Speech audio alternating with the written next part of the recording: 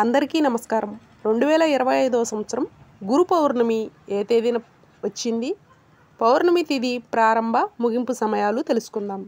2025వ సంవత్సరం గురు పౌర్ణమి ఆషాఢ మాసం శుక్లపక్షం జూలై 10 గురువారం రోజు వచ్చింది. గురు పౌర్ణమిని హిందూ పురాణాలు, ఇతిహాసాలు రచించిన వ్యాస భగవానుని పేరుతో వ్యాస పూర్ణిమగా కూడా పిలుస్తారు. ఈ గురు పౌర్ణమి రోజు ప్రతి ఒక్కరూ తమ గురువుని భక్తి శ్రద్ధలతో గౌరవించి పూజిస్తారు.